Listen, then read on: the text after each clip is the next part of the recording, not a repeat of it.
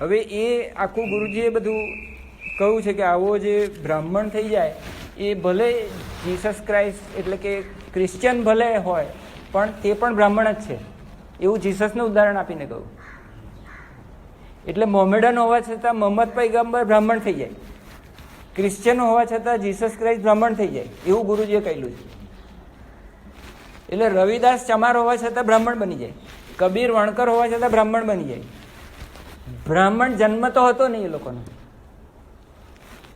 પણ બ્રાહ્મણ બની જાય. એટલે ગુરુજી કે જે બ્રહ્મને જાણનારો બ્રાહ્મણ છે, નહીં કે જન્મ લેનારો બ્રાહ્મણ છે. એટલે જન્મ લેનારા બ્રાહ્મણો તો કેટલાય નકામા કામો કરતા આપણે રોજ જોઈએ છીએ, એટલે એનું ભાષણ કરવાનો કંઈ અર્થ નથી. હવે આપણે આગલા શ્લોક પર જઈએ.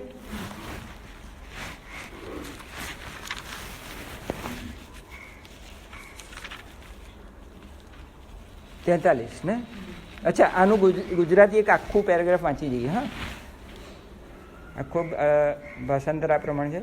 અંતઃકરણનો નિગ્રહ એટલે શમ, ઇન્દ્રિયોનું દમન કરવું, ધર્મના પાલન કાજે કષ્ટ સહેવું.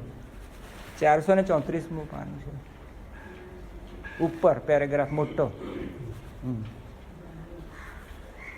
અંતઃકરણનો નિગ્રહ કરવો. હવે જો સાધકોને આ કરવું પડે છે, સાધકોને આ કરવું પડે છે, એટલે આપણે સૌએ આ નિગ્રહ કરવો પડે. પણ જેણે બ્રહ્મને જાણ્યો છે એના આ સિદ્ધોના સ્વાભાવિક ગુણો છે, ઈશ્વરના સ્વાભાવિક ગુણો છે. ગુરુજી કહે છે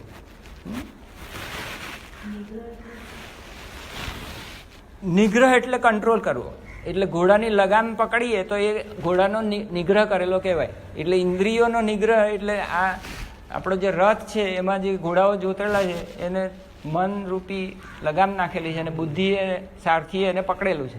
તો પેલો સારથી છે તે ઇન્દ્રિય નિગ્રહ કરી રહેલો એમ કહેવાય, અને મનોનિગ્રહ કરે તો એ શમ કહેવાય, અને ઇન્દ્રિય નિગ્રહ કરે તો દમન કહેવાય.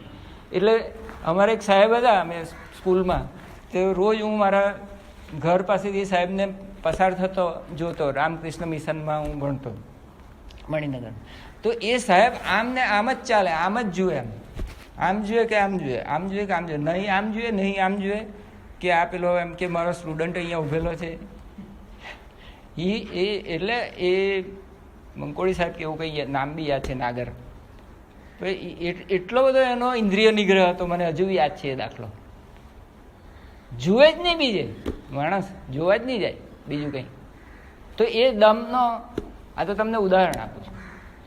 અને શમ લહેરીમાં થઈ કે છે કે જ્યારે સમાધિ થઈ જાય માણસને ત્યારે સ્વાભાવિક શમ થઈ જાય, ત્યારે એને કરવું નહીં પડે, સ્વાભાવિક એનો ગુણ જ એવો થઈ જાય, સ્વભાવ જ એવો થઈ જાય. પરાવસ્થામાં ચાલી જાય ત્યારે શમ ઓટોમેટિક થઈ જાય. એટલે પરાવસ્થા જે થાય, ચિત્તવૃત્તિ નિરોધ થાય, એ પરાકાષ્ઠા છે શમની પરાકાષ્ઠા થઈ જાય. અંતઃકરણનો નિગ્રહ કરવો, ઇન્દ્રિયોનું દમન કરવું, ધર્મના પાલન કાજે કષ્ટ સહેવું, તપ. તો અહીંયા લહેરીમાં છે કે તપ એટલે કુટસ્થમાં રહેવું. બાહ્ય ભીતરથી શુદ્ધ રહેવું, શૌચ. બીજાના અપરાધોને ક્ષમા આપવી, ફોરગિવનેસ. મન ઇન્દ્રિય શરીરને રુજુ સ્વભાવના રાખવા, એટલે સરળ બનાવી દેવું, જેવું હોઈએ તેવું ખોટે. આપણે બધાનો સ્વભાવ કેવો છે, અંદર કંઈ હોય ને બહારથી વખાણ કરતા હોઈએ પાછા. વેદો શાસ્ત્રો ઈશ્વર પરલોક આદિમાં શ્રદ્ધા રાખવી. જો આ પરલોક આદિમાં શ્રદ્ધા રાખવી એવું ગુરુજીએ બી એવું લખેલું છે, પણ મારું પર્સનલી એવું માનવું છે કે આ બધી શ્રદ્ધા કદાચ બીજાને હોય કે ન હોય એવું બની શકે. અમેરિકન લોકો કે બીજા ધર્મના લોકો ભલે આપણા ગુરુજીઓ માનતા હોય, પણ ઇટ ઇઝ એ જરૂરી છે કે એ પોતાનામાં માને. એટલે વિવેકાનંદે બહુ જ એક સુંદર વાત કરેલી, શ્રદ્ધા એટલે ઈશ્વરમાં શ્રદ્ધા નહીં હશે તો મને ચાલશે, પણ આત્મશ્રદ્ધા હોવી બહુ જરૂરી છે. સચ્ચિદાનંદ આત્મા હું છું એ આત્મશ્રદ્ધા હોવી બહુ જરૂરી છે. લોક પરલોકમાં તમને નહીં હોય, સ્વપ્નું છે આ તો બધું. આ બધું આખું જો સ્વપ્નું હોય, બધા 14 બ્રહ્માંડ જ જો સપના જેવા હોય, તો એ સ્વપ્નમાં તમને આસ્તિક્ય હોય કે નહીં હોય શું ફેર પડે છે મને? You get my point? એ ચર્ચામાં પડશો જ નહીં કોઈ જોડે, એની તકરારમાં બી નહીં પડશો. કોઈ તકરારમાં પાડવા માંગે તો ગાંડા માણસની જેમ મૌન સેવજો, પણ એ મહેરબાની કરીને એ ચર્ચામાં પડતા. Don't waste your energy. એક વખત આ માર્ગમાં એવા પછી સચ્ચિદાનંદ સિવાય બીજા કંઈમાં બી જવું એ મૂર્ખામી જ કહેવાય, બીજું કંઈ જ નહીં કહેવાય. Don't waste your energy. કોઈની જોડે ચર્ચામાં ના પડશો.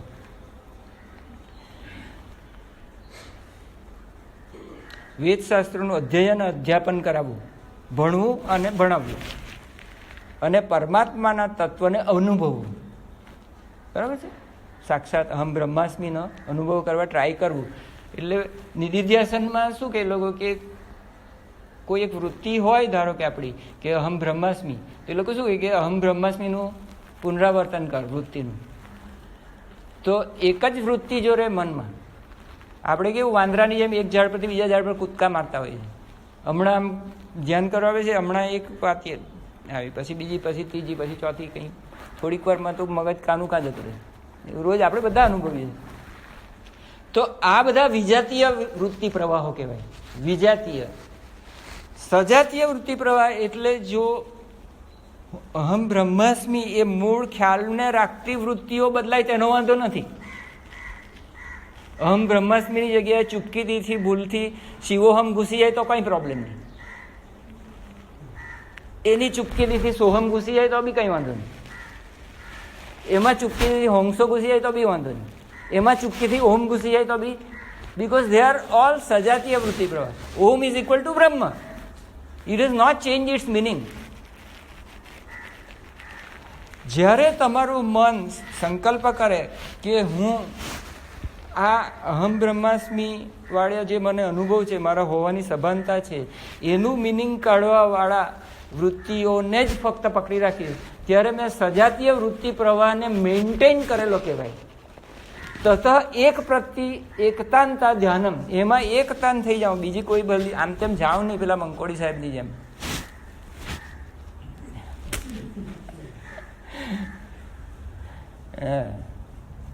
છોડે નહીં, મંકોડો ડંખ મારે, પકડી રાખે. તો આપણે કોને પકડી રાખવાના છે? આ આસ્તિક્ય, આ હું છું, અહમ બ્રહ્માસ્મી, એ સજાતીય વૃત્તિ પ્રવાહને છોડવાનો નથી.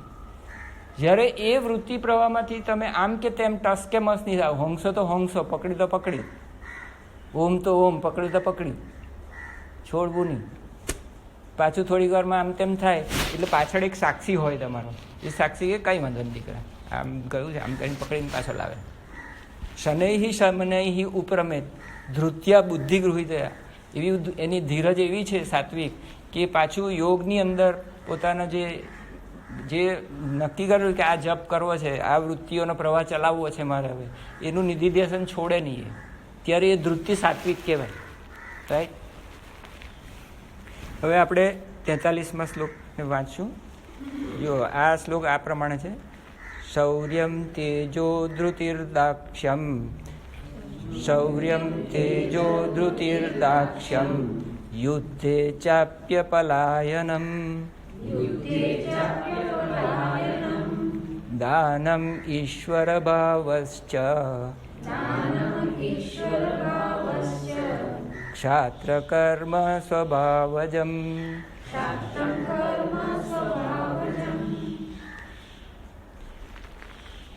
શૌર્યમ શૂરવીરપણું, તેજ ધૃતિ ધૈર્ય, દાક્ષ્યમ દક્ષતા નિપુણતા, કાર્યદક્ષ છે એમ નથી કહેતા આપણે તે, ચ તથા યુદ્ધે યુદ્ધમાં, અપી પણ, અપલાયનમ ન ભાગવું, રણછોડરાય ભાગી ગયેલા, એમને માફ બધું, કૃષ્ણ લીલા. દાનમ આપવું, ચ અને ઈશ્વર ભાવ સ્વામી ભાવ, આ બધા ક્ષાત્રમ ક્ષત્રિયના સ્વભાવ, વજમ સ્વાભાવિક કર્મો છે. નીચે છે પેરેગ્રાફ. અને શૂરવીરપણું, તેજ ધૈર્ય નિપુણતા તથા યુદ્ધમાં પણ ન ભાગવું, દાન આપવું, સ્વામી ભાવ, આ બધા ક્ષત્રિયના સ્વાભાવિક કર્મો છે. હવે લાહિરીમાં છે આમાં યુદ્ધને શું કહેશે? લાહિરીમાં સર્વે તો યુદ્ધનો શું અર્થ કરશે? હે, ક્રિયા. બીજે બધે જાય ઇન્દ્રિયો તો ઇન્દ્રિયોને પાછી વાળવા માટે ઇન્દ્રિયોની સાથે યુદ્ધ કરવું પડે કે નહીં? દમન કરવા માટે તો ઇન્દ્રિયો સાથે યુદ્ધ કરવું પડે. તો એક ક્ષત્રિયનું કર્મ થયું. આપણે બધા હવે કેવા ક્ષત્રિયો છીએ? અર્જુનની જગ્યાએ આપણે છીએ હવે. એટલે આપણે વારંવાર કોની જોડે લડવું પડે? ઇન્દ્રિયો જોડે. આપણે સામાવાળા કોણ છે? પક્ષવાળા ઇન્દ્રિયો છે. પછી આ આંધળું મન છે, એ આખો પક્ષ એ લોકોનો જે છે, પેલા સંસ્કારો જૂના ખોટા, એ બધાની જોડે રોજ જ ઉઠતાની સાથે યુદ્ધ કરવું પડે કે નહીં? તો કંટાળ્યા વગર શૌર્યપૂર્વક આપણે યુદ્ધ કરવાનો આપણો ધર્મ છે. અને એમાં આપણે તેજ પણ વાપરવું પડે. કોઈ વાર માસ્ટર દાખલ થાય એટલે અંદર બધા છોકરાઓ બધા પલાઠી કરીને બેસી જાય. તો આ આત્મરાજાનો પ્રવેશ થાય દરબારની અંદર, પછી પેલા બધા આ બધા છે તે આમ તેમ લપાઈને ભાગી જાય. બધા ખોટા બધા દુર્ગુણ છે તે બધા અંદર શિયા વિયા થઈને બાજુએ બેસી જાય બધા પલાઠી વાળીને. અને પછી પેલો પોતાનું ક્રિયાનું યુદ્ધ ચાલુ કરી દે. અને યુદ્ધે ચાપી અપલાયનમ, એટલે એ યુદ્ધમાં કોઈ વખતે રણછોડની જેમ નીચે મૂળાધારમાં બી આવવું પડે અને પાછા ઉપર બી જવું પડે. પાછા રણ છોડીને નીચે બી આવવું પડે, પાછા ઉપર બી જવું પડે. પણ એ કંઈ અપલાયન છે, એ કંઈ છોડીને ગયા નહીં. પેલા કાળ યવનને માર્યો પછી છેવટે ગુફાની અંદર માર્યો, પછી મરી ગયો. રાજાના હાથે પેલો જે ઊંઘી ગયેલો રાજા હતો એનો જેવો શ્રાપ હતો એને, કે જેવો તું ઉઠશે તેવો તારી આંખ ખુલશે કે જે સામે હશે તે બળીને, એટલે કાળ યવન બળીને ભસ્મ થઈ ગયેલો. એટલે બહુ જ કુનેહપૂર્વક એ યુદ્ધ તો એ જ જીત્યા પછી. એટલે કુનેહપૂર્વક આપણે નીચે ઉતરી જઈએ પણ એ અપલાયન કહેવાય નહીં. પાછું મૂળાધારમાંથી એમ વારે ઘડીએ પીછેહટ થતી જાય, વારે ઘડીએ પાછા ઉપર પહોંચી જવાનું આપણે. એવું પછી લહેરી માસઈમાં કંઈક આવું ગમત મજા આવે છે ને. દાનમ તો ગુરુજી આપણે લહેરી માસઈ શું કરશે? દાન એટલે બોલો જોઈએ.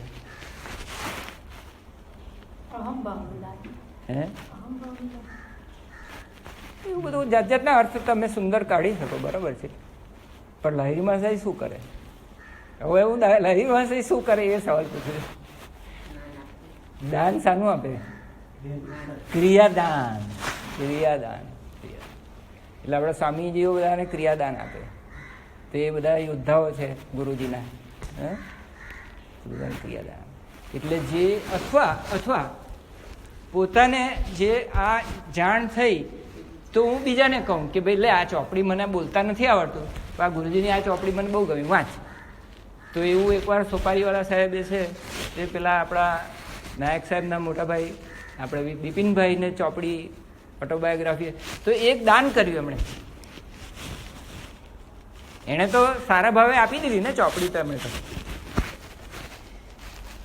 તો આ બધું દાનની અંતર્ગત ઉદારતામાં આવી જાય. એક પ્રકારની ઉદારતા એમાં જોઈએ કંઈ બી આપવા માટે. ચોપડી આપી દે, લે વાંચ.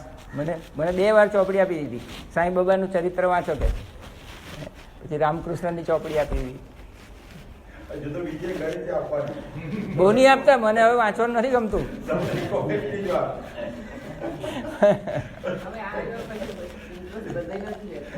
એક્ઝેક્ટલી વાંચવાનું મન નથી થતું. બીજું કંઈ જિંદગી હવે કેટલી મારી, હવે કેટલું વાંચવાનું? જે છે તે બહુ છે મારે.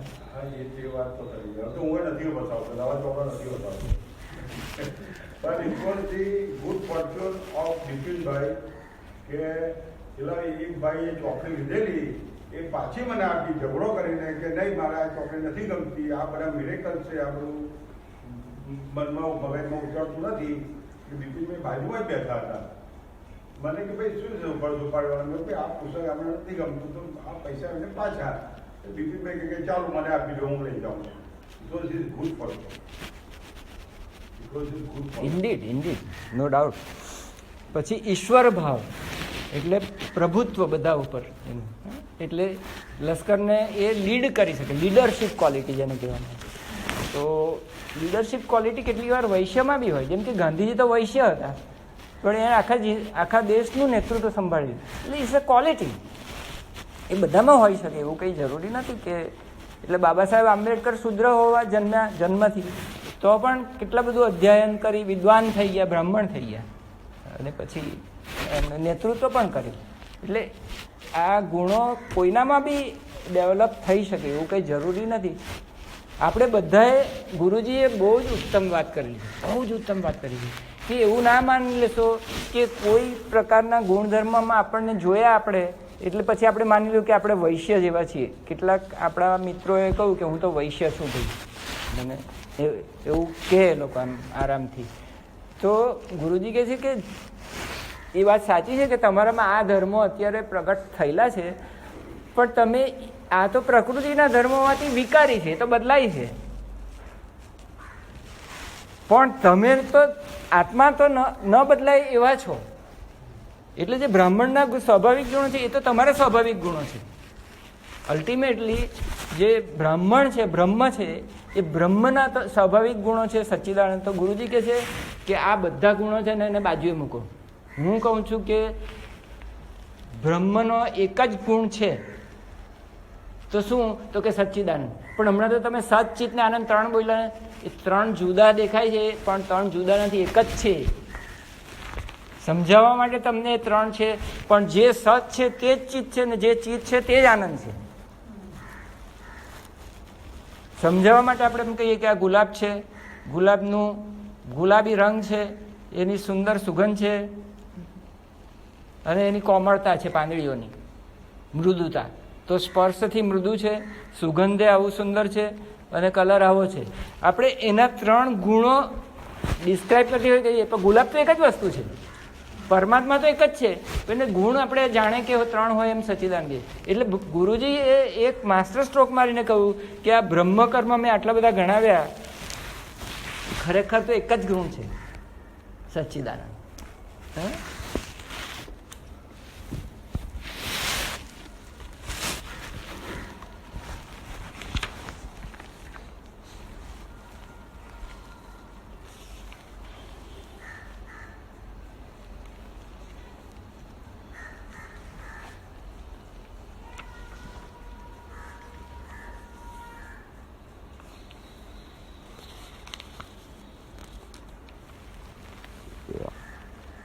મારી બુક હોય ને તો બધા લીટા કરેલા એટલે ફટક લઈને મળી જાય મને.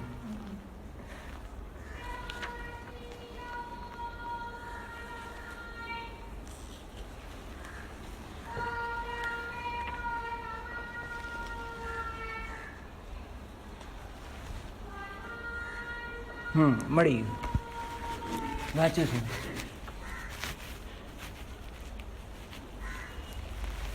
उच्चतम अर्थ में ईश्वर का मात्र एक ही गुण है, सत, चित और आनंद मिलकर उनमें एक, પછી કાઉન્સમાં સચ્ચિદાનંદ લખેલું. એટલે સચ્ચિદાનંદ 3 લાગે છે, પણ 3 છે નહીં, એક જ વસ્તુ છે, અદ્વૈત જ છે, नॉन ड्यूअल. उनमें एक हो गए हैं. मुक्ति प्राप्त ब्राह्मण ईश्वर के इस एक ही गुण को प्रकट करता है, सच्चिदानंद. नित्य विद्यमान, नित्य सचेत, नित्य नवीन परमानंद. और इसलिए यह मानव स्वभाव एवं ब्रह्मांडीय प्रकृति में निहित त्रिविध गुणों के चंगुल से मुक्त होता है. સત્વરજસ તમસના 3 ગુણોની પેલે પાર છે. સચ્ચિદાનંદની અંદર એ સ્થિર થઈ ગયેલો છે, સ્થિત પ્રજ્ઞ. એની પ્રજ્ઞા સચ્ચિદાનંદમાં સ્થિર થઈ ગયેલી હોવાથી એ સ્થિત પ્રજ્ઞ બ્રાह्मण છે, राइट. और इसलिए वह मानव स्वभाव एवं ब्रह्मांड प्रकृति में निहित त्रिविध गुणों से की चंगुल से मुक्त होता है, परंतु वह जीवन के भौतिक धरातल पर उतर सकता है और ब्रह्म रूप से, बाह्य रूप से मुख्यतः उपरोक्त दिव्य सात्विक गुणों अथवा क्रियाशील सात्विक गुण अथवा कभी कभी किसी विशेष कारण इंद्रियाभिमुख तामसिक गुणों को भी उनके किसी भी प्रकार प्रभावित हुए बिना प्रदर्शित कर सकता है. અને એના ઉદાહરણ તરીકે જીસસ ક્રાઇસ્ટ 2 વાર ગુસ્સે થયેલા તે વાત આમાં છે. અને એક બીજા સંત ભૂતના છે તે અક્રાંતિયાપણું, ખૌધરાપણાનું પ્રદર્શન કરેલું. જેટલું ભોજન બનાવેલું શિષ્ય 1000 માણસ બધું જ આપતી ગયેલા. તો એનો ઉદાહરણ લઈને તમારે એવા થવાનું નહીં, બરાબર. પણ ક્ષમાશીલ થવાનું, ગુસ્સો હોય કોઈને તો માફ કરી દેવાનું. અને કેવું, કેટલી વાર માફ કરો? મારે પીટરે પૂછ્યું ને, મારે મારા ભાઈને, એટલે આ બધા ભાઈઓ મારા, પરમપિતા એક અને આ બધા મારા ભાઈઓ, એટલે મારે માફ કરવાના, એ વાત બરાબર. પણ કેટલી વાર? એક વાર માફ કરો તો ચાલે? 7 ટાઈમ? પછી કે ના, નોટ 70 ટાઈમ 7 ટાઈમ, 490 વખત માફ કરવાનો. એટલે મતલબ હું માફ કર્યા જ કરવાનું, માફ જ કર્યા કરવાનું, માફી જ મંત્ર. અને પછી કારણ કેવું ગુરુજી આપે ખબર છે? જુઓ, એમ કે તમે વિચાર કરો કે આપણે કેટલા બધા પૂર્વજન્મો આપણે કેટલા બધા થયા છે. કોઈ વાર આપણે શુદ્ર થયા હોઈશું, કોઈ વાર વૈશ્ય થયા હોઈશું, કોઈ વાર બ્રાહ્મણ થયા હોઈશું, પાછી સાપ સીડીમાં કોઈ વાર નીચે ઉતરી ગયા હોઈશું. આમ સાપ સીડીમાં આમ તેમ થયા કર્યા છું. અને તે વખતે કરોડો બધા આપણે બધા કંઈ ગુનાઓ કરેલા હશે કે નહીં, કહેવાતા પાપ ને બધું. તો આપણા પરમપિતાએ આપણા એક દિવસના નહીં, એક અઠવાડિયાના નહીં, એક મહિનાના નહીં, એક વર્ષના નહીં, આ જન્મના નહીં, અનેક જન્મોના આપણા જો પાપ એ માફ કરી શકતો હોય તો આપણે 490 વખત માફ કરવામાં શું વાંધો છે દીકરા?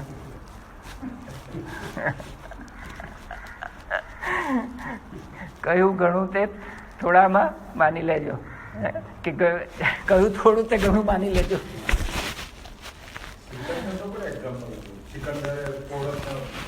અચ્છા, એ શું ઉદાહરણ આપેલું કહી શકશો તમે? સિકંદર અને પોરસ વચ્ચે યુદ્ધ થાય છે, પોરસ હારી જાય છે. પછી સિકંદર પોરસને પૂછે છે કે મારે તારી સાથે કેવો વ્યવહાર કરવો જોઈએ. ત્યારે પોરસે કહ્યું કે એક રાજાને શોભે તેવો કરવો જોઈએ. પરફેક્ટ. સિકંદરે માફ કરી દીધું. પરફેક્ટ. પણ કેમ કહ્યું આ ઉદાહરણ?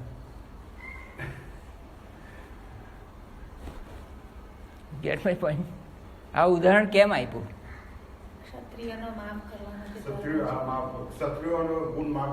કોને માફ કરવાનો? દુશ્મનને પણ માફ કરવાનો. પણ અહીંયા ભગવાને ગુરુજીએ શું કહેલું છે?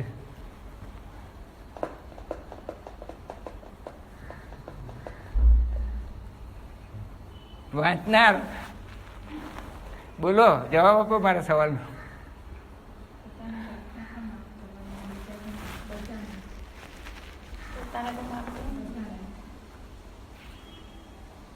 જો અહીંયા છે ને તે ગુરુજીએ જે ઓરિજિનલ રૂપક આપણું ચાલુ જાય છે મહાભારતનું, એ રૂપકના આધારે જવાબ આપેલો છે. એ રૂપક એવું છે, ઓરિજિનલ રૂપક, કે આપણે આત્માના પક્ષમાં છીએ, રાજા આત્મા રાજાના પક્ષમાં છીએ, અને આપણે પાંડુ બુદ્ધિ વિવેક બુદ્ધિના પક્ષવાળા છીએ. પાંડવો આપણે સાધકો બધા. અને સામાવાળા કોણ છે? તો કે ઇન્દ્રિયો, ઇન્દ્રિયોની ઈચ્છાઓ, ડિઝાયર્સ, રાગ દ્વેષ, પછી આ 6 વિકાર બધા, કામ ક્રોધ લોભ મોહ મદ મત્સર, એ બધું, એ બધાનું જે અનેક 100 વૃત્તિઓ કૌરવો, એ બધો જે છે કૌરવ પક્ષ, એ આપણા સામેવાળા થયા. અને આપણે એમાં પહેલાં આપણે કોની જોડે લડવાના છે? તો કે ઇન્દ્રિય અને અંતઃકરણ જોડે જ લડી રહેલા છે, મન જોડે. મન અને ઇન્દ્રિયો જોડે લડી રહેલા છે ને આપણે. સામાવાળા કોણ છે?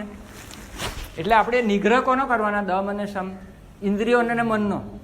તો યુદ્ધ આપણે દમને સમ કરતી વખતે કરવાના ને. તો કે છે કે જ્યારે મુક્તાત્મા થઈ જાય છે ગુરુજી, દાખલા તરીકે મુક્તાત્મા, તો એ મુક્તાત્મા જ્યારે એક વખત સમાધિ લાભ કરી દે, નિર્વિકલ્પ સમાધિ એટલે બ્રાહ્મણત્વ પ્રાપ્ત કરી લે એક વખત, ત્યાર પછી એ શું કરે કે એ જીતેલો સિકંદર છે. કોણ છે સિકંદર? કોણ છે અહીંયા? આત્મા. જીતી કોણ ગયું? હવે આ સામ્રાજ્ય જીતી કોણ? મૂળ જેનું રાજ હતું તે રાજા થઈ ગયો. હવે પડાવી લીધેલું કોણે? સામાવાળાએ. સામાવાળાએ વનવાસમાં મોકલી દીધેલા ને. હવે રાજ કોનું થયું? આત્મદેવનું રાજ થયું. આત્મદેવનું રાજ થયું કે નહીં? હવે આત્મદેવનું રાજ છે. મનદેવનું, આંધળા મનનું રાજ. હવે કોને? હવે બાકીની જિંદગી ચલાવવાની કે નહીં ચલાવવાની? ચલાવવાની. રોજિંદી જિંદગી ચલાવવાની કે નહીં? આશ્રમ ચલાવવાનો કે નહીં? આશ્રમમાં બધાને શિક્ષણ આપવાનું કે નહીં? નવા બધા શિષ્યો આવતા જાય, તેમના ગુણ દોષ જોઈને તેને જુદા જુદા કામ આપવાના કે નહીં? કે તું મારો એડિટર બની જા, તું છે તે મારું ડિક્ટેશન લે, તું છે તે આ કડિયા કામ સારું કરે છે. તો એ વખતે એને ઇન્દ્રિયોની જરૂર પડશે કે નહીં પડશે? એ વખતે એના મન, બુદ્ધિ, ચિત્ત, અહંકારની જરૂર પડશે કે નહીં પડશે? એ તો બધા અંદર જ છે ને. પેલું રેપ્ટિલિયન બ્રેઇન બી ગયું નથી, એટલે જીસસ ક્રાઇસ્ટ બી ગુસ્સે થશે કે નહીં કોઈ વખત? તો બહારથી ગુસ્સો બતાવેલો, કેટલી વખત ગભરાઈ ગયેલા આપણા સ્વામીજી, પેલા આનંદમય, જે બીજાને ગભરાવતા ટટલાવતા હતા. એટલે પછી ડેઝર્ટમાં જે ડિક્ટેશન કામ ચાલતું હતું ત્યારે કોઈને એટલા જોરશોરથી ખીચવાતા હતા ને કે પેલા દૂર હતા, ઉપર છત પર તો બી ગભરાઈ ગયા. એટલો બધો ગુસ્સો.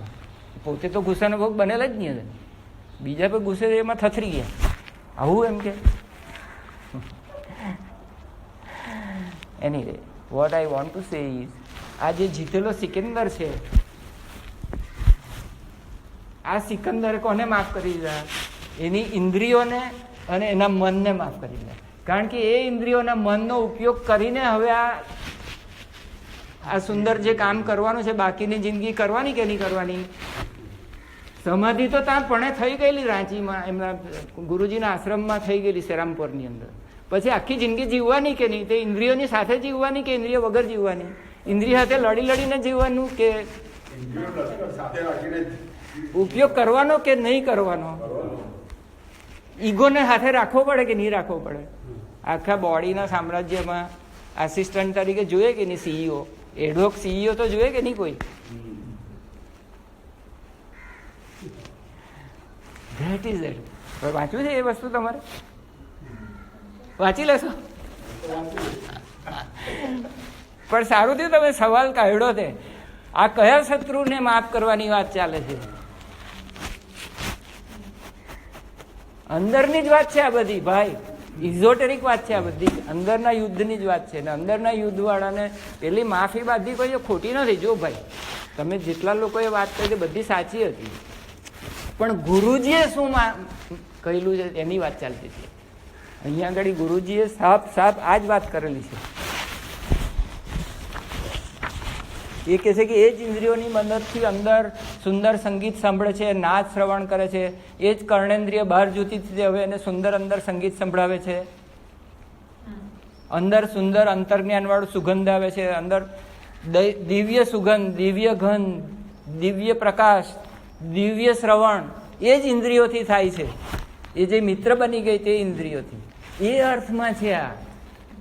આપણે વાંચીએ છીએ પણ મૂળ દાખલો સરસ યાદ રહી જાય છે. શાને માટે દાખલો આપેલો છે એ ભૂલી જઈએ છે. પણ anyway thank you very much for આ કાઢ્યો તો મેં તમને કહ્યું, અધરવાઇઝ હું એમને એમ જ ચાલી જશે. 40 ને 41 વાંચેલું, છેલ્લા 2 વાંચવાના બાકી રહી ગયા.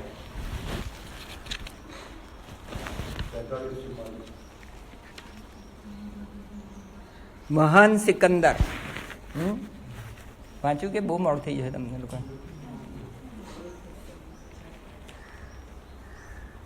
जिस प्रकार एक सच्चा सैनिक पराजित शत्रुओं के प्रति दानशील होता है, उसी प्रकार इंद्रियों से मनोवैज्ञानिक युद्ध करने वाला एक व्यक्ति अपने विरोधियों पर विजय प्राप्त कर लेने के पश्चात उन्हें उत्पीड़ित नहीं करता. ये પછી બહુ લાંબો બીજો પેરેગ્રાફ છે, વાંચી લેજો. જય ગુરુ. ઓમ પૂર્ણમદ પૂર્ણમિદં પૂર્ણાત પૂર્ણમુદચ્યતે પૂર્ણસ્ય પૂર્ણમાદાય પૂર્ણમેવાવશિષ્યતે. ઓમ શાંતિ શાંતિ.